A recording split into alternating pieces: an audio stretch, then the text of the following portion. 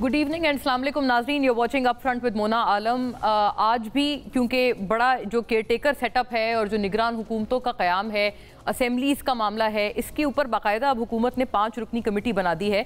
क्योंकि जो इख्तिलाफ राय आ रहा है इस बहुत बड़ी कोalition में, शायद ही हमने देखा है कि इतनी बड़ी तादाद में कोalition जमातें एक साथ आई हों एक हुकूमत की तश्कील के लिए, जो कि इस वक्त प्रेजेंट गवर्नमेंट है।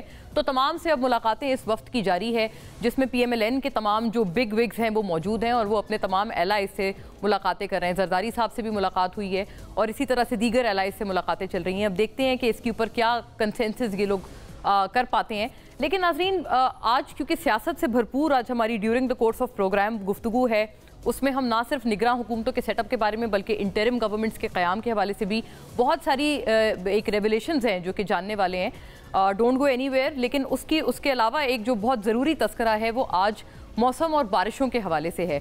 पिछले साल हमने एक तबाही सूरत हाल देखी और इस साल अल्लाह का लाख लाख शुक्र है कि उस तरह की तो कोई चीज़ नहीं, लेकिन बिल्कुल हाँ, जो इस वक्त मानसून का एक स्पेल चल रहा है उसकी वजह से लाहौर में बिलखुसूस जैसे आप देख सकते हैं अर्बन फ्लडिंग वगैरह हो रही है। और ये एक महीने में शायद दूसरी दफ़ा है जब लाहौर में एक अर्बन फ्लडिंग का सा समा है।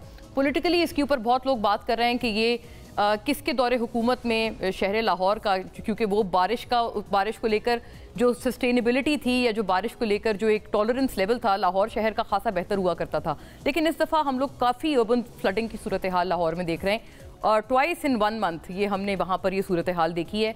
और चित्राल में बिलखुसूस नाजरीन, दरियाए चित्राल में भी फ्लडिंग की सूरत हाल है जिससे इंफ्रास्ट्रक्चर को खासा नुकसान पहुँचा है। अल्लाह का शुक्र ये कि अभी तक किसी जानी नुकसान की इत्तला नहीं है, लेकिन डेफिनेटली इसमें एहतियात का दामन पकड़े रहना, थामे रहना खासा ज़रूरी है, गिवन द फैक्ट कि पिछले साल हमने बेपनाह तबाहकारियाँ फ्लडिंग के एतबार से देखी हैं। उसके कुछ और एक्सटर्नल फैक्टर्स भी मौजूद थे यकीनन, लेकिन नाज़रीन डेफिनेटली पाकिस्तान की जो एक बारिशों को और मानसून को टॉलरेट करने का लेवल है उसमें हमें खातिर ख्वाह बेहतरी की ज़रूरत है। हर साल हम ये एक रेपिटेटिव तौर पर सिलसिला देखते हैं।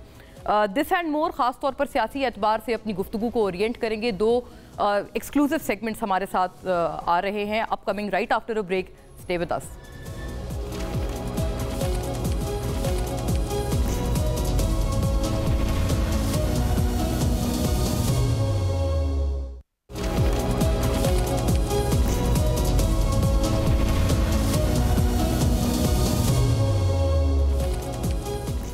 वेलकम बैक नाजरीन। ब्रेक के बाद आपको दोबारा से खुश आमदीद।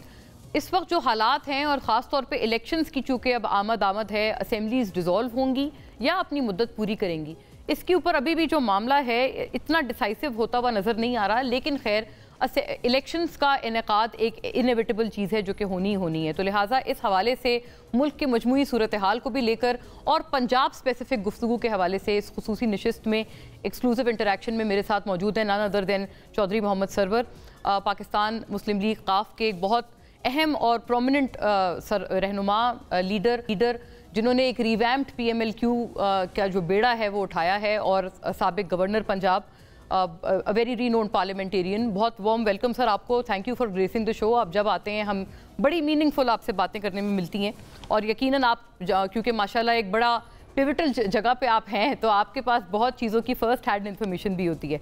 ये बताइएगा चौधरी साहब कि प्रॉब्लम जो गुज़िश्ता दौर में शुरू हुई थी PTI दौर में, एक तरह से उसका ओरिजिन पंजाब में ही था और आप इसके एक फ़र्स्ट हैंड विटनेस थे बहैसियत गवर्नर पंजाब।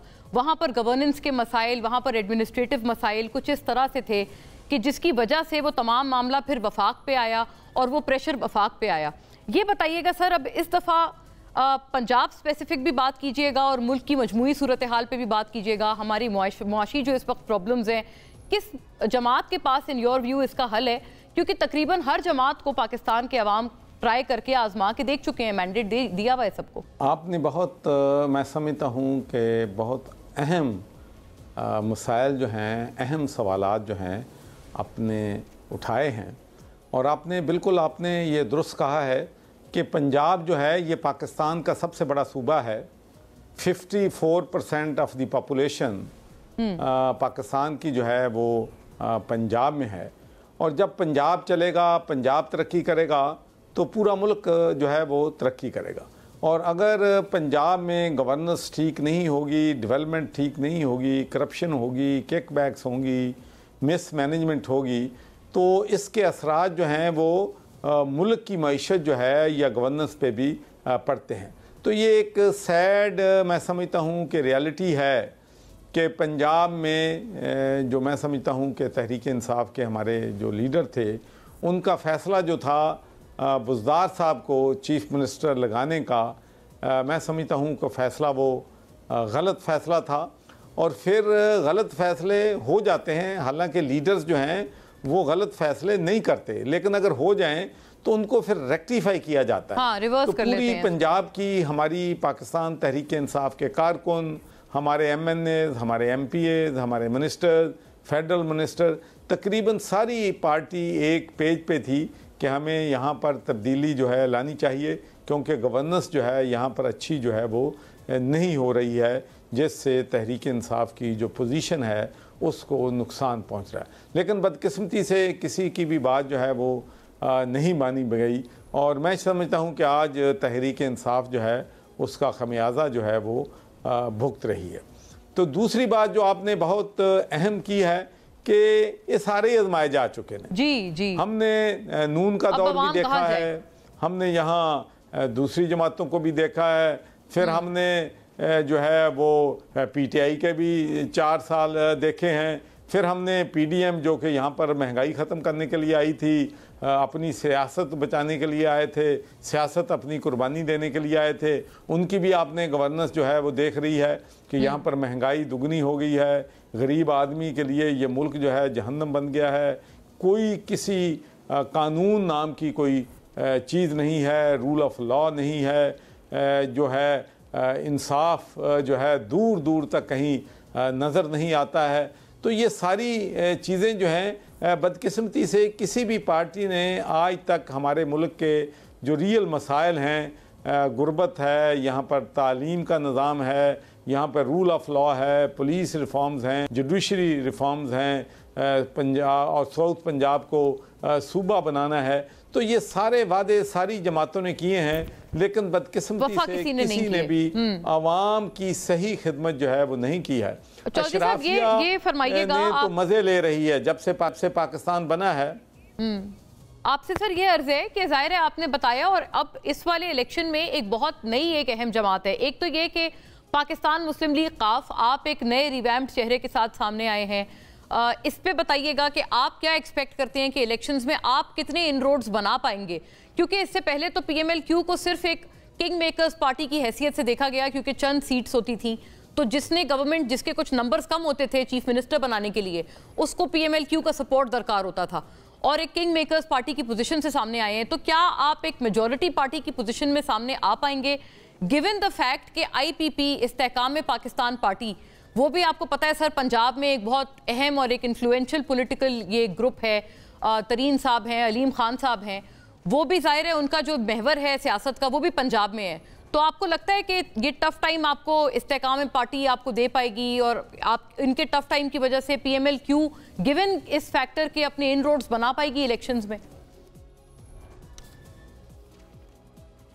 देखिए, मेरा नहीं ख्याल कि PMLQ को IPP से जो है किसी किस्म का भी ख़तरा जो है वो लाहक है।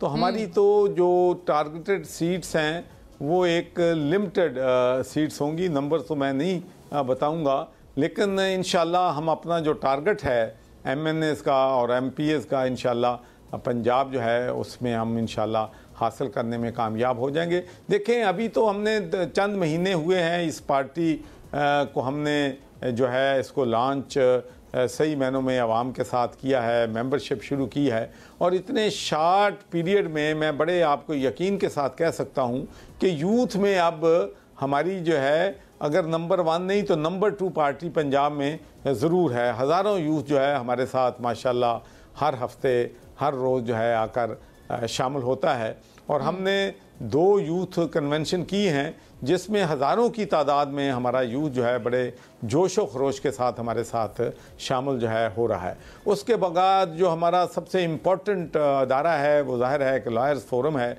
तो मुझे बड़ी इस बात पे फ़ख्र है कि वो सारे मुल्क में उसकी तंजीमें जो हैं वो बन गई हैं, और बहुत कसीर तादाद में वकला जो हैं हमारी जमात में शामिल हो रहे हैं। उसके बाद मिनॉरिटीज़ जो है वो भी मैं समझता हूँ कि अब हमारी जो है मिनॉरिटीज़ में सबसे मजबूत जमात जो है वो बनकर उभरी है। तो मेरा जो मेन प्रायोरिटी है इस इलेक्शन में वो मेन पार्टी है तनसीब साजी करने की, क्योंकि मेरी ख्वाहिश है कि मैं एक ऐसी जमहूरी पार्टी बनाना चाहता हूँ जिसमें जमहूरी कल्चर हो, जिसमें फ़ैसले जो हैं वो मुशावरत में हो, उसमें फ़र्द वाहिद जो हैं वो कल्ट ना हो, उसमें ब्रूटल डिक्टेटरशिप ना हो। जिस तरीके से यूरोप में अगर कोई फ़ैसला होना होता है तो अगर आपकी एग्जेक्टिव कमेटी के 30 मेंबर्स हैं तो 16 मेंबर जिस तरफ वोट दे दें तो किसी के पास वीटो नहीं होता, किसी MNA MPOs का पार्टी का लीडर जो है वो टिकट नहीं देता। जो कि आपने माजी की मिसाल बताई थी कि पिछली आपकी पार्टी PTI की आपने मिसाल देते हुए कहा था कि तमाम लोग चाहते थे कि पंजाब में चीफ मिनिस्टर चेंज हो, लेकिन चूंकि PTI चेयरमैन इस चीज के हामी नहीं थे तो गोया कोई भी ये चीज नहीं कर पाया। तो आप कहते हैं कि ये कल्ट आपने लफ्ज इस्तेमाल किया है कि ये PMLQ में नहीं होगा। अच्छा सर, एक और बड़ी अहम बात है रिगार्डिंग एंड ऑब्वियसली पर्टेनिंग, थोड़ा सा कर दूं, गो अहेड, मैं थोड़ा सा इसमें ऐड कर दूं कि ये एक फैसला नहीं है। मिसाल के तौर पर मैं समझता हूं कि पूरी जमात जो है, जितने भी पार्लियामेंटेरियन हैं वो नेशनल असेंबली से इस्तीफे देने के हक में नहीं थे। तो मैं समझता हूं कि ये बहुत बड़ी गलती थी कि असेंबली में आपके मुझे बताएं कि कौन दुनिया का डेमोक्रेट है या लीडर है जिसका 150 पार्लियामेंट में मेंबर हो और उनको वो कहे कि जाके आप घर बैठ जाएं और उनको अपोजिशन भी उनके हवाले कर दें और हुकूमत भी उनके हवाले कर दें। फिर आपको मैं ये कहना चाहता हूँ कि पंजाब का जो चीफ मिनिस्टर है that is more important position than मरकजी जो गवर्नमेंट है उससे भी ज़्यादा। और मैं आपको एक बात शेयर करना चाहता हूँ कि 2007-2008 में बेनज़ीर भुट्टो साहबा स्कॉटलैंड तशरीफ़ लाई थी तो उन्होंने बिल्कुल क्लियरली मुझे ये कहा था कि अगर एस्टेब्लिशमेंट ने मुझे पंजाब में हुकूमत ना दी तो मैं मरकज़ में हुकूमत तस्लीम नहीं लूँगी। तो उसकी बड़ी ख्वाहिश थी पीपल्स पार्टी की, हमेशा रही कि हमने पंजाब में हुकूमत बनानी। भाई पंजाब में हुकूमत जो कि 50% ऑफ द प्रोविंस है, सारे रिसोर्सेज उसके साथ हैं, आपने वो हुकूमत तोड़ दी, आपने KPK की हुकूमत जो है तोड़ दी। तो ये सारी मैं समझता हूँ कि गलतियां हैं, बहुत बड़े बड़े ब्लंडर्स हैं। और आपके व्यू में अगर पार्टी में यानी PTI में अगर जमहूरियत होती जैसे कि आप कहते हैं कि आइडियली होनी चाहिए तो शायद ये फैसले ना होते, जिसमें असेंबली टूटने का फैसला भी है, कौमी असेंबली से इस्तीफे भी हैं और चीफ मिनिस्टर की तब्दीली भी है। मैं आपको ये यकीन दिलाता हूँ कि न सिर्फ ये हालात ना होते बल्कि PTI इस मुल्क में और 5-7 साल हुकूमत जो है वो करती। अच्छा, यानी कि इतना आप कहते हैं उनके लिए ऑप्टिमिस्टिक उनका मुस्तकबिल था। और ये अगर फैसले ये ना होते, आपने तो बड़ी स्टेटमेंट दी है सर कि ये अगर तमाम चीजें होती तो ये अगले 5-7 साल दोबारा इनकी हुकूमत हो सकती थी। बिल्कुल हो सकती नहीं थी, होनी थी, कोई ऐसी बात ही नहीं थी ना होने वाली। सर एक और बैड गवर्नेंस और देखें ना, आप मुझे बताएं कि एक बंदा जो यूनियन काउंसिल चला सकता है उसको आप सूबा जो है वो दे देंगे, पंजाब का पाकिस्तान का सबसे बड़ा सूबा।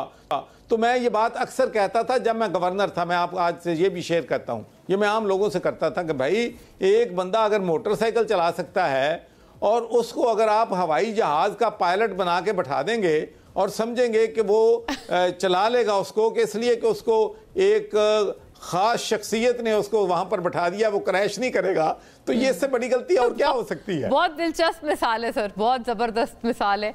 तो ये सर ये एक जो शख्स था जो जिसको इतनी गलत फहमी थी कि मोटरसाइकिल चलाने वाले को जहाज का पायलट बना दिया, वो एक शख्स कौन था? आपको नहीं, वो हमारे प्राइम मिनिस्टर ही थे, और कौन थे? अच्छा वो ही थे, ठीक है। सर एक चौधरी साहब आपकी जमात से भी पर्टेनिंग एक बहुत ये अहम सवाल है। आपको पता है कि आपने मूना बड़ा डूंगा सवाल किया, मैं एडा कमला नहीं हैगा। नहीं मैं सर यहीं से पीछे जा रही हूँ, मुझे समझ आ गई। आपके जवाब में मुझे अपना जवाब मिल गया है। जिसे कहते हैं ना, आपने बहुत कम कह के भी बहुत कुछ कह दिया है। चौधरी साहब ये फरमाइएगा, आपकी जमात के हवाले से भी आपको पता है बहुत एक अहम तरीन आपके जमात के लीडर परवेज़ इलाही साहब, वो भी फिर अलग हुए, उन्होंने राहें जुदा की, वो बाकायदा पीटीआई के प्रेसिडेंट बने। आज वो संगीन तरीन मुश्किलात का शिकार हैं और एक ये खबर रिपोर्ट हो रही थी, तो आप मेरा ख्याल है बेहतरीन वो शख्सियत हैं जिनसे हम ये चीज़ पूछ सकते हैं कि जब उनसे चौधरी शुजात हुसैन साहब मुलाकात करने गए तो उन्होंने कहा कि मैं तो छोड़ने को तैयार हूं जमात, लेकिन ये मोनिस नहीं मानता और उसने मुझे फंसा दिया है। ये आपने सुना होगा, कई जगह ये बात रिपोर्ट हुई है। क्या इस बात में कोई सदाकत है सर? देखिए, जो बातें प्राइवेट चौधरी शुजात साहब के और सालिक साहब के और वहाँ पर परवेज़ इलाही के सामने हुई हैं, और अगर मेरे इल्म भी है तो मैं समझता हूँ कि मुझे उनकी जो प्राइवेट कन्वर्सेशन है वो ऑन एयर मेरे लिए कहना जो है मुनासिब नहीं है। ठीक है, मैं रिस्पेक्ट करती हूँ, लेकिन आपको लगता है सर परवेज़ इलाही साहब उनकी जो मुश्किलात हैं उनमें कमी होनी चाहिए? क्योंकि यकीनन given his age, given his health condition, वो खासी मुश्किलात में इस वक्त मौजूद हैं। और क्या आप इन योर व्यू ये समझते हैं सर कि उनका यही एक एग्जिट है उनकी मुश्किलात का, कि वो उस पार्टी से जो एक उनकी वाबस्तगी है उसको तर्क कर दें? देखिए, मैं तो आज तक मेरा तो माजी जो है पूरा पाकिस्तान जानता है कि मैं तो मुश्किल वक़्त का साथी हूँ। मैंने हमेशा, आपको मालूम है कि बेनज़ीर भुट्टो साहबा जब एग्ज़ाइल में थी तो मैं उस वक़्त बरतानिया में होता था, तो मार्शल के ख़िलाफ़ कंपेन और मोहतरमा को पूरी तरह भरपूर तरीके से मैंने डिक्टेटरशिप के ख़िलाफ़ आवाज़ उठाई और उनको भरपूर तरीके से सपोर्ट किया। और उसके बाद भी जब भी कोई डिक्टेटरशिप आई है या जमहूरी स्ट्रगल हुई है तो उसमें हमेशा मैंने जमहूरी कुव्वतों का साथ दिया है। अगरचे मुझे इस बात की बड़ी तकलीफ़ है कि जो हमारी जमहूरी हुकूमतें आती हैं उनकी कारकर्दगी और उनकी गवर्नेंस जो है वो डिक्टेटर से बदतर होती है। और अच्छा। गवर्नेंस जो है वो बदकिस्मती से पाकिस्तान में सक्सेसिव गवर्नमेंट्स जो हैं वो सही जो है वो नहीं दे चौधरी साहब, आपके बैनुल-अक़वामी जो एक फ्रंट पे आपका जो तजुर्बा है, इससे बड़ी चौधरी साहब आपसे अर्ज ये है आखिर में कि आपका जो बैनुल-अक़वामी एक तजुर्बा है उससे मुस्तफीद होते हुए, आपको पता है एक साइफर का मामला इस वक्त चला हुआ है, उसमें आज़म खान साहब के बयानात भी आ रहे हैं कि वो ख़ास तौर पर उनको दिया गया था और उसको ख़ास तौर पर सियासी मकासद के लिए इस्तेमाल किया गया था। बड़ा संगीन मामला है। इसको सर हुकूमत से मुंसलिक तमाम जमातें कहती हैं कि ये तो बहुत, आप समझे, नाकाबिले तलाफी नुकसान पाकिस्तान के सिफारती सतह पर इस मामले का हुआ है। आपने माशाल्लाह इतना वक्त गुजारा है, आपको लगता है कि ये वाकई इतना बड़ा नुकसान है, या फिर आपको लगता है कि ये कोई इतनी बड़ी बात नहीं है और हुकूमत इसको ज़्यादा तूल दे रहे हैं क्योंकि वो उनके सियासी हरीफ के खिलाफ मामला है?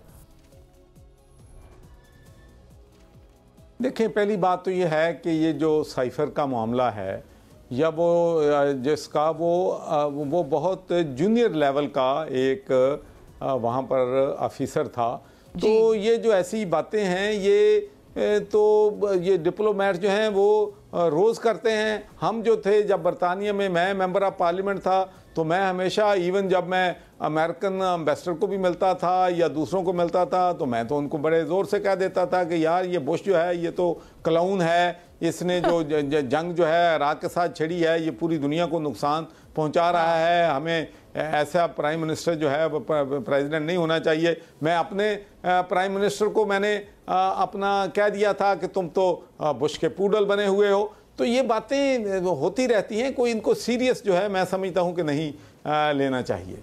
यानी अगर ये यहाँ पर होती तो आपके ऊपर रिजीम चेंज का इल्ज़ाम लग चुका होता अमेरिका की तरफ से, कि आपने ऐसे कमेंट्स दिए तो आप रिजीम चेंज कराना चाह रहे थे। नहीं, हाँ, फिर मुझ पे भी होता कि मैं फिर आ जाता कि चौधरी सरवर बेचारा ना, उसकी क्या है जो है एक यहाँ पे भाई उसके एक यूनियन काउंसिल में कोई नहीं मानता, तो चला पता चल जाता कि भाई चौधरी सरवर तो बरतानिया का रजीम चेंज करना चाहता है। जी जी, बिलाशुबा आपने अच्छी मिसाल दी। बहुत शुक्रिया सर, आपके साथ हमेशा एक बड़ा थॉटफुल सेशन होता है। Very grateful for your time. नाजरीन, short break, we'll be back हमारे अगले सेगमेंट के साथ। स्टे विद अस।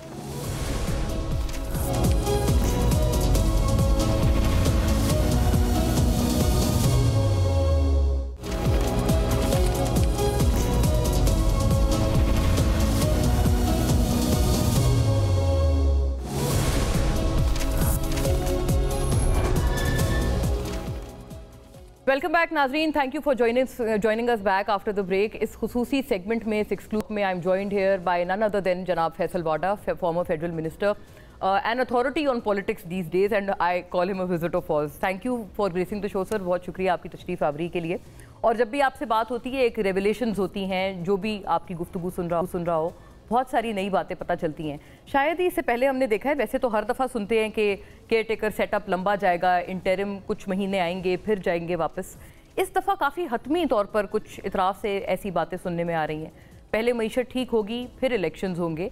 शहबाज शरीफ वज़ीर आज़म इस हद तक कह चुके हैं कि हम तो असेंबलीज डिज़ोल्व कर देंगे वक्त से पहले, हमारा इरादा है, हमारी कोशिश है, और फिर इलेक्शंस जब होंगे तैयार हैं हम। बहुत शुक्रिया आपका। देखिए जी, सबसे पहले तो ये कि इलेक्शंस होंगे जी, बिल्कुल होंगे। सवाल ये है कि कब होंगे, इसका जवाब तो मैं हमेशा यही देता हूँ कि पीआई की फ़्लाइट टाइम पे चलती नहीं है। जब टाइम पे चलना शुरू हो जाएगी तो पाकिस्तान में बहुत सारी चीज़ें टाइम पे होना शुरू हो जाएंगी।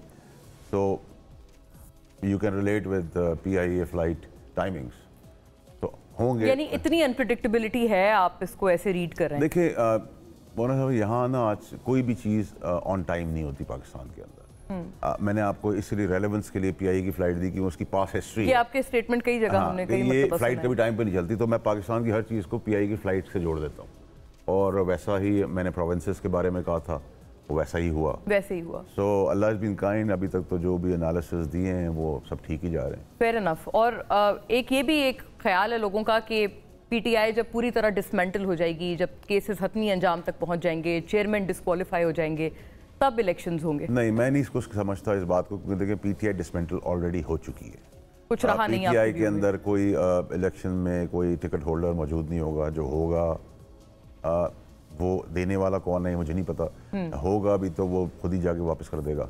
और कोई अच्छा, होगा इस कदर प्रेशर होगा कि वो टिकट खुद वापस कर देगा? प्रेशर की बात नहीं है। देखिए माहौल की बात है। ये पहले हमारी वेव चली थी, हवा थी, तो हवा के अंदर सब चीज़ें सीधी होती चली, अब हवा उल्टी चल पड़ी है, क्योंकि आपने जानवर और इंसान का फ़र्क ख़त्म कर दिया ना। जब शोहदा की लाशों का तमस्कर उड़ा दिया, that's the end of the story, that's the red line. कोई भी क्रॉस करे, मैं करूँ, आप करें, कोई भी करे। दूसरा, मैं इलेक्शन के बैलेट में खान साहब को नहीं देख रहा इलेक्शन में कहीं भी। यानी डिस्क्वालिफिकेशन आप प्रीएम्प्ट कर रहे हैं? देखिए मैं आपको सिर्फ इतना कह सकता हूँ, अनफॉर्चुनेटली बड़े अफसोस के साथ, कि it's about weeks and days and weeks के खान साहब अरेस्ट हो जाएंगे। अच्छा, बहुत बड़ी आपने बात की है। हुकूमत की तरफ से भी ऐसी बात आ रही हैं। आपकी कुछ सिनर्जीज इस वक्त हुकूमती जमातों के साथ मिल रही हैं, नून लीग के साथ? मैं तो ना, आपको ऑफर हुआ है कुछ? देखिए मुझे तो अल्लाह की मेहरबानी है, उस वक्त भी ऑफर हुआ था, मैंने तब भी नहीं लिया था, ना मैं आज लूंगा। When you left PTI? No, I was never. You never left PTI? I was kicked out of the party. तो उसको बड़ा क्लियरली रखे ना, मतलब आप मेरी इज्जत के लिए, you been very polite, thank you very much for it, but I was kicked out, मुझे निकाला गया था। तो उस निकालने के बाद yes I had couple of offers, but I just thank them. मेरा कोई इंटरेस्ट नहीं है, क्योंकि मैं वाहिद ही एक शख्स हूँ शायद जिसने अभी तक पीटीआई से निकालने जाने के बाद कोई पार्टी ज्वाइन नहीं की है, ना ही मेरा कोई ऐसा इरादा। बल्कि इनफैक्ट नई पार्टीज भी बन गई हैं। इस्तेहकाम में पाकिस्तान पार्टी है, और अब तो खट्टक साहब की भी पार्टी है। देखिए खट्टक साहब की पार्टी हो या अलीम साहब की पार्टी हो, वो सब ऑफर्स आपको दोनों जगहों से? वो मेरे दोस्त हैं, वो तो मेरा घर है ना, बट मैं किसी को ज्वाइन नहीं कर रहा, ठीक है जी। और मेरी दोस्तियाँ हैं, whatever I can do in my own small capacity I will. अच्छा, इसकी वजह भी तो कोई होगी वाटा साहब। जाहिर है आप एक आइडियोलॉग बन गए ना अब तो, कि आपने एक अपनी आइडियोलॉजी को संभाल के रखा, उसकी वजह से जैसे आपने खुद कहा है, आप किक आउट भी हो गए पीटीआई से, तो कोई तो होगा जिससे आपकी मुमासलत होगी, अलीम साहब से हो, खट्टक साहब से हो। मेरी दोस्ती है, जहांगीर तरीन साहब का मेरा बहुत प्यार का, इज्जत का ताल्लुक है। आपकी आइडियोलॉजी नहीं मिलती? It's not about ideology. देखिए एक प्रिंसिपल सी चीज़ है ना, मेरा एक प्रिंसिपल है, मैं अब मेरे लिए सियासत छोड़ना ज़्यादा आसान है बनस्बत में किसी पार्टी को ज्वाइन करना। आई सी। ठीक है जी, क्योंकि मैं 14 साल 15 साल एक आइडियोलॉजी के तहत ट्रेन हुआ हूँ। मैं पाकिस्तान के लिए आया था, पाकिस्तान, और हम सब अनाड़ी थे, हम एक्सेप्टेबल थे, हम बड़े हुए थे। अब आप उस बड़ा करने में, आपको सिखाने में सियासत, पीटीआई चेयरमैन का किरदार है, उन्होंने सारी आपकी ग्रूमिंग की है सियासी। देखिए अगर मैं ये कहूँ कि ऐसा नहीं है तो मैं झूठ बोल रहा हूँ। 500%। देखिए मैं तो आपको इतना भी बता सकता हूँ कि मैं तो शलवार कमीज़ भी पहनते हुए बड़ा शाय फील करता था पूरी ज़िंदगी। अब मैं मोस्ट ऑफ द टाइम मैं शलवार कमीज़ पहनता हूँ। तो मैंने जितनी भी ट्रेनिंग ली है, या जो मुझे पॉलिटिक्स की थोड़ी बहुत ABC आती है, वो मुझे इमरान खान साहब ने सिखाई है। वो भूल गए जो उन्होंने मुझे सिखाया, मुझे याद है जो उन्होंने मुझे सिखाया था। फ़र्क इतना हो गया। वो वैसे ये बात करते हैं, जब उनकी तरफ के लोगों से हम बात करते हैं, वो कहते हैं हमने तो सेनेट की जो एक सीट थी जो कि फिर आपको मिली, कहते हैं उसके लिए हमने बड़ा फाइट किया। जब आपकी अमरीकी शहरियत वाला मामला आया तो दे सेड कि हमने तो बहुत उसको, इतने पार्टी के प्रेशर्स के बावजूद भी हमने वाडा साहब को हर तरह से अकोमोडेट किया, लेकिन आपने उनको ठीक पे बैक नहीं किया। देखिए, आपने आपकी तरफ से देखिए मौलाना साहब, अब एक तो ये कि जो आपको बोल रहे हैं उनकी कोई हैसियत औकात तो कोई है नहीं, अल्लाह में बड़े बोल से बचाए। मैंने तो कभी किसी से बात भी नहीं की है। 14-15 साल मेरा ताल्लुक रहा है, मैं किसी से हाथ भी नहीं मिलाता था। मेरा ताल्लुक मेरे बॉस चेयरमैन साहब थे और वही मुझे हिदायत देते थे। तो इन बिटवीन किसने क्या किया, I really don't give a damn about it. ठीक है, और अगर ये उनके वर्ड्स हों, ठीक है, अगर खान साहब के वर्ड्स हों तो वो ऐसी बात इसलिए नहीं करेंगे क्योंकि मैंने जितना भी किया है शायद पार्टी में किसी और ने उस हद तक नहीं किया, whether is financially, whether is morally, whether ethically, चाहे दुश्मनियाँ लेने की बात हो, सच पे खड़े होने की बात हो, स्टैंड लेने की बात हो। सो मच सो कि मैं तो उनके आगे एक ह्यूमन शील्ड की तरह भी खड़ा हुआ हूँ जलसों में, जहाँ खतरा था बहुत पहले 5-7 साल पहले कि उनको अल्लाह ना करे को अटैक हो जाए, तो मैं उनके आगे, आप देखें अगर पुराने क्लिप, तो मैं उनके बिल्कुल पोडियम के सामने खड़ा हूँ। ताकि आपको था कि उनको कोई खुदा ना खास्ता उन पे अटैक आए तो आपको हो जाए। अच्छा, लेकिन मेरी और उनकी इख्तलाफात जिन भूत खास गटर कीड़े और इनकी वजह से हुए, कत्ल गारत। देखिए, आपको अंडरस्टैंड करने की ज़रूरत है कि हमें लॉन्ग मार्च से हमारा हदफ क्या था। पहले अमेरिकी साजिश हो गई, वो अमेरिकी साजिश गलत हो गई, वो नहीं था ऐसा, अमेरिकन ठीक थे। फिर बाजवा साहब बुरे थे, बाजवा साहब ने रिजीम कराई, फिर बाजवा साहब को एक्सटेंशन दी, फिर बाजवा साहब को कहा एक्सटेंशन दे देते हैं, फिर उन्हीं को कहा आप हम इलेक्शन करा देते हैं। फिर हमने उन्हीं के कहने पे, फिर उन्होंने कहा कि हमने पंजाब की भी हुकूमत बाजवा साहब के कहने पे तोड़ दी। इतने सारे यू टर्न, फिर आपने तस्वीरात के ऊपर जलाओ घिराव कर दिया। फिर वो 10,000 बच्चे जो फंस गए, मर गए, जिनकी ज़िंदगी तबाह हो गई, उनके बच्चे माँ बाप बर्बाद हो गए, उनको आपने पीठ दिखा दी इश्तियाल दिखाकर, आप गायब हो गए। ठीक है, फिर अरशद शरीफ का एक प्लान कत्ल हो जाता है। इन सब को आप मिलाएं तो हदफ एक था, मौजूदा चीफ ना बने, खास जो है वो चीफ बन जाए, वो प्रेसिडेंशियल फॉर्म ऑफ गवर्नमेंट ले आए, खास जो और किंग। हाँ, मैं फैज़ हमीद की बात कर रहा हूँ। तो खुद वो किंगडम चलाना शुरू कर दे, तो पाकिस्तान की मुफाद में पाकिस्तान के लोगों के लिए तो कोई काम नहीं किया था। और चीफ का मुकाबला प्राइम मिनिस्टर से नहीं था, उसने प्राइम मिनिस्टर नहीं बनना था, कोर कमांडर्स ने CM नहीं बनना था, और बाकी जनरल्स ने कैबिनेट का मेंबर नहीं बनना था। तो हमारा क्या ताल्लुक था, फौज में किसी की भी भर्ती हो रही हो, कौन चीफ बन रहा है, कौन सुप्रीम कोर्ट का जज है, हमारा क्या कंसर्न। लेकिन प्रॉब्लम थी ना वो पहले, आपको पता है, कॉन्फ्लिक्ट था जो कि प्राइम मिनिस्टर भी कई दफा कह चुके हैं, हमें पता है, जिस वजह से when he became the spy chief, उनको वक्त से पहले हटाया द प्रेजेंट आर्मी चीफ। और वो यही कहते हैं कि उनका वो रीजन कुछ और बताते हैं खान साहब। वो तो ईमानदार आदमी है, उन्होंने ईमानदारी से उस टाइम पे DGI उनको प्रूफ्स दिए थे, शवाहिद दिए थे। उन्होंने, मैंने तो उनको एक दिन पहले जाके बता दिया था ना करें आप ये काम। किनको? जो उस वक्त DGI थे जी, और प्रेजेंट आर्मी चीफ। मैंने उनको कहा, उन्होंने कहा वाडा तुम जाते हो मैं अपने वजीर आजम मुल्क से गद्दारी करूँ। आपने उन्हें कहा कि वो ना बताएंगे, सबूत ना दें क्योंकि फील्डिंग आपकी लग चुकी है। अच्छा, तो आप सबूत देंगे, आपको पता था कि उल्टा रिएक्शन आएगा। एग्जैक्टली, ठीक है, तो यहाँ रिवॉर्ड तो नहीं मिलता ना। देखिए, यहाँ जितना करप्ट गंदा गलीज आदमी हो उसकी उड़ान बहुत तेज होती है। ठीक है जी, देखिए फिर तो जिन बूतों में भी पड़ गए, फिर वो कुछ मुनाफिक 2-3 मौलवी हैं जो आके उनको कहते थे, बड़े बड़े लोगों के नाम लेकर, शख्सियत जिन जो मैं समझता भी नहीं हूँ मेरी औकात है उनके नाम लूँ, कि वो ख्वाब में आके आपको बता रहे थे वो सुपरमैन बन गए थे। जब आदमी सुपरमैन बन जाता है, ये आपने एक नई बात एक रिवील की है कि कुछ मजहबी शख्सियात भी थी जो आपको जी, मैंने उस वक्त भी जब वो खान साहब कमरे में आके ऐसी बातें करते थे, मशहूर शख्सियात, मैंने फिर उस वक्त खान साहब को कहा, मैंने सर ये लोग मरवा देंगे आप सियासी तौर पर, ना करें। सो मेरा तो सिर्फ कॉन्फ्लिक्ट यही था, मेरा तो कोई कॉन्फ्लिक्ट नहीं था। मैं तो उनकी हर बात पे लब्बैक कहने को तैयार था। और जो मैंने कहा था कि आप ऐसी बंद गली में जाएंगे जिसकी चाबी कुएं में चली जाएगी और आप नहीं निकल सकेंगे, और वही हुआ। मैंने कहा लोग छोड़ देंगे, आप लोग छोड़ दिया, लोग जिन पे भरोसा किया वो निकल गए। अब तो उनके कपड़ों से भी करीब जो लोग हैं वो भी आइंदा वाले दिनों में आप देखेंगे वो भी उनसे अलग हो जाएंगे, वो भी वादा बनने की बातें कर रहे हैं। हमने तो उल्टी बातें सुनी है फैसल साहब के जो लोग छोड़ के गए हैं वो पछता रहे हैं, उनकी तरफ से यही वाइब्रेशंस आ रही हैं जो हमें सुनने में आता है। वो कह रहे हैं उस वक्त भी झूठे मुनाफिक थे, वो आज भी झूठे मुनाफिक हैं, खड़े रहते। फिर आप कहें कि मिसाल के तौर पे किसी पे प्रेशर कर दिया, एस्टैब्लिशमेंट ने बंदूक रखी कि ये काम करो, जी हमने बंदूक करने पे काम कर दिया। जब आप कैमरा के सामने आ गए तो आप शेर हो जाते। कराची से तो आपके कॉलीग ने कहा था कि मुझे यहाँ गोली मार दे, कसम खाई थी। वो तो खैर खान साहब की 3rd क्लास चाइनीज कॉपी है, लेकिन उससे ये तो आप ये पूछे ना कि वो तो रोटी भी नहीं खा सकता था, उसका ये पैसा वैसा कहाँ आया। कराची में जितने लोग वहाँ मनसब पे बैठे उनके पास तो रोटी खाने को पैसे नहीं थे, वो अरबपति कैसे हो गए? क्या इसके लिए रॉकेट साइंस की जरूरत थी? लेकिन इमरान इस्माइल हैं, अली जैदी हैं, जो एटलीस्ट कराची के पीटीआई के बड़े बड़े नाम थे, जो अब उनके साथ नहीं है, वो तो आई थिंक पहले से काफी इन्फ्लुएंशियल फैमिली से थे, बैकग्राउंड से थे। कहाँ? आप बैकग्राउंड चेक करें, आप really you check their backgrounds, you will know everything. देखिए अच्छा। किसी का गरीब होना या अमीर होना, आपके इन योर व्यू इन्होंने ड्यूरिंग इक्तिदार जब मैंने खान साहब को बताया है, आप कराची में किसी से भी पूछे ना, मुझ पे बिलीव ना करें। आप कराची में पूछेंगे ये जी इक्तिदार में आने से पहले, कुर्सी पे बैठने से पहले इनकी क्या हैसियत थी और आज क्या है। उनके घर देखे, उनकी गाड़ियां देखे, उनके बच्चे देखे, उनके बीवियों के बैग देखे, फिलिपिनो मेड्स देखे। अल्लाह सबको दे, लेकिन सीधे तरीके से दे। हमारे पास तो जो 25 साल से था वो अल्लाह की मेहरबानी आज भी है, ठीक है।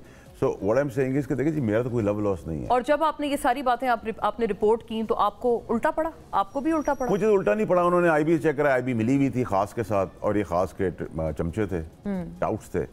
और आपने ये भी देखा कि वो पिछले दिनों शहजाद अकबर आया, उसको मैंने झूठा साबित किया 2 शोज़ के अंदर गवाहियों समेत। वो कल आजम खान साहब की बात से भी हो गया, और मैं आजम खान साहब के लिए कहता था कि पैसे के लिए लेन देन में नहीं है, बट ये खास और इमरान खान की बात को टालते नहीं थे। और आजम खान साहब के खिलाफ काफी सारे वजीर थे जो कहते थे इन्होंने एक हेजुमनी अपनी बना के रखी है, इजारादारी रखी है। देखिए मेरी उससे इसलिए बनती थी कि वो आपकी आजम खान से बनती थी, मेरी इसलिए बनती थी कि वो सबका बहुत रूट था। रूट था आपको? रूट लोग अच्छे लगते हैं। वो मेरे साथ उस ना रूट था कि अगर वो मेरे साथ रूट होता तो मैं उसका जवाब उसी अंदाज में उसको देता, ठीक है। So I really didn't care. But आपको ये लगता है कि जिन लोगों के साथ वो रूट थे वो वाकई ऐसे लोग थे कि उनके साथ बनता है रूट होना उनका? देखिए वो सर पे बैठने वाले हैं, चमचा टाइप लोग हैं, अच्छा, ठीक है। और आजम खान को मेरे ख्याल से मिसयूज अगर खान साहब ने और खास ने किया तो उसकी जो दोस्ती हुई शहजाद अकबर से, उसने उसको बहुत डैमेज। कभी आपने खास का नाम लिया है, कभी स्पेल आउट किया? मैं तो बोल रहा हूँ ये 2 खास हैं, एक का तो मैं ले चुका हूँ बहुत जगह, अभी भी आपके शो पे लिया, ठीक है। मैं एक रीजन की वजह से नहीं कर रहा हूँ, बिकॉज मुझे मेरी कन्विक्शन है कि पसे पर्दा कुछ चीजें चल रही हैं, तो मैं कानून के तौर पे कानूनी तौर पे नहीं चाहता कि कानून का रास्ता रुक जाए। ये तो फिर बहुत अहम बात है। आप कहते हैं कुछ चीजें चल रही हैं, उनके खिलाफ कोई कानूनी चाराजोई चल रही है खास लोगों के खिलाफ? देखिए ऑफ कोर्स ऐसा तो नहीं है ना कि एक को माफ कर दिया जाएगा और 2 को लटका दिया जाएगा। मारे तो जो भी है कानूनी तौर पे मारे तो सारे जाएंगे, यानी कि even if they belong to the establishment, it really doesn't matter. Really ये जो चीफ है वो हाफिज कुरान है, एक स्पॉटलेस आदमी है, ये स्पेयर किसी को नहीं करेंगे। अपने इदारे आपने बहुत बड़ा इंकशाफ किया है। मैं in other words for just clarity कि आप कह रहे हैं कि farmer spy chief anyone who is involved including him, anyone who is involved will not be spared। अच्छा, ठीक है। प्लस हमें नहीं पता पसे पर्दा क्या चीजें चल रही हैं, आपको लगता है कुछ चीजें और हम कानूनी चीज के अंदर हिच नहीं बनना चाहता। और वैसे तो मेरा अल्लाह पे बहुत ईमान है कि ये सब चीजें होंगी, अरशद शरीफ का कत्ल भी खुलेगा, क्योंकि अरशद शरीफ के कत्ल के अंदर बहुत सारे बड़े नाम हैं, बहुत सारे बड़े मोहतरम नाम हैं। लोगों के तो नाम लिए हैं ना, जैसे आपने मुराद सईद का इन द पास्ट डेज अपने इंटरव्यूज में नाम लिया। मैंने कहीं नाम नहीं लिया। हाँ, तो वही ना, इसलिए थोड़े से लोगों की अजम्पशन है, बिकॉज जब आप घेरा तंग करेंगे और मैं नाम ले दूंगा तो सब हैंड्स ऑन हो जाएंगे, पीछे हट जाएंगे। मैं जब इन बिटवीन बात करता हूँ तो लोग बहुत इंटेलिजेंट हैं, वो खुद ही नाम पॉप अप करना चाहिए। मैंने किसी का नाम नहीं लिया, मैंने किसी का नाम नहीं लिया। मैंने ये कहा ना आम बचेगा, ना खास बचेगा, ना प्यारा बचेगा, ना लाडला बचेगा, ना जो छुपा हुआ है वो बचेगा, ना फोन छुपाने वाला बचेगा, ना मुल्क से भाग गया है वो बचेगा। अब उसके अंदर 12-14 लोग हैं, 3 को खास फायदा इसके अंदर था, और ये कत्ल का बेनिफिट किया था, प्रोलॉन्ग का बेनिफिट, लॉन्ग मार्च का बेनिफिट किया था। असल में बात यह है वाटा साहब कि कोई वो केस लेने को क्यों नहीं तैयार था? अगर वाकई चीजें इतनी ब्लैक एंड व्हाइट हैं और उस जमात के लोगों के खिलाफ हैं जो कि ऑलरेडी आपको पता है इस वक्त शदीद मुश्किलात में घिरी हुई हैं। आई मीन पीटीआई के किसी बंदे को पकड़ना या पकड़वाना, उसके खिलाफ जिरा करना, वो तो उस वकील को गालिबन बहुत क्रेडिट जाएगा। लेकिन हमने देखा कि अरशद शरीफ शहीद का केस कोई टेकअप नहीं कर रहा था, and eventually justice retired Shaukat Siddiqui had to come in. देखिए मेरी कन्विक्शन है कि वो एक ईमानदार और बड़ा अच्छा शहीद का वो खून है, शहीदों की वो फैमिली है, उनकी जो वालदा है उन्होंने बहुत सारी शहादतें अपने कंधे पर उठाई हैं। ऐसे आदमी का खून रहेगा नहीं जाएगा। और मैं आपको बड़ा कैटेगोरिकली आपके प्रोग्राम में बता देता हूँ कि मेरी कोई हैसियत कोई औकात तो नहीं है, लेकिन कोई इस केस के अंदर खड़ा हो ना हो, मैं ज़रूर खड़ा हूँगा। और अगर उसके लिए मुझे किसी हद तक भी किसी से भी टक्कर लेनी पड़ी तो मैं लूंगा। इसका क्या मतलब है? क्योंकि फैक्ट फाइंडिंग टीम के आगे आप पेश हुए हैं। फैक्ट फाइंडिंग टीम तो मैंने पहले दिन ही जाकर आई रियलाइज कि वो तो एक पूरा ड्रामा है। ड्रामा है? ठीक है जी।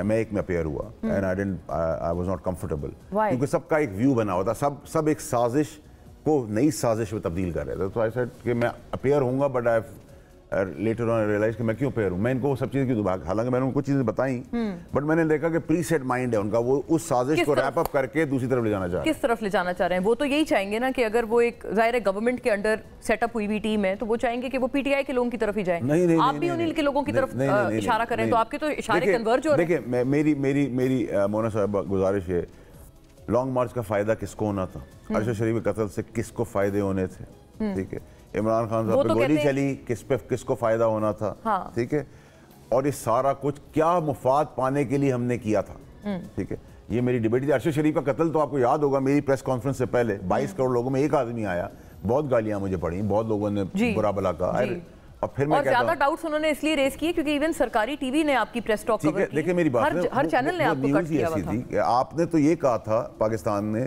कि जी उनका एक हादसाती तौर पे एक्सीडेंट में मर्डर हो गया, पुलिस ने रोका, वो शनाख्त गलत हुई, उन्होंने गोली चला दी।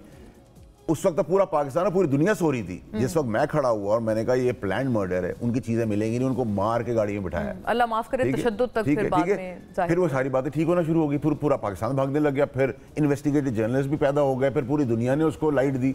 तो मैं तो दुआ के लिए काम कर रहा हूँ, मुझे तो अरशद की वालदा, उसके बच्चों की फैमिली की दुआ लग जाए, मैं तो इसलिए काम कर रहा हूँ, मेरा वो बहुत प्यारा दोस्त था। आपने ये बड़ी अहम बात की है कि आप किसी भी हद तक जाएंगे, उनके जो सजा पाने वाले लोग हैं, उनके जो गुनहगार हैं, उनको किरदार खास हो या लाडला हो, जिससे लड़ाई लेनी होगी मैं लड़ूंगा। एक जुमला और बता दें, इमरान रियाज खान के वेयरअबाउट्स आपको पता है कहाँ हैं? देखिए इमरान रियाज के वेयरअबाउट्स का तो मैं सिर्फ आपको इतना सी बात कर सकता हूँ कि सेफ?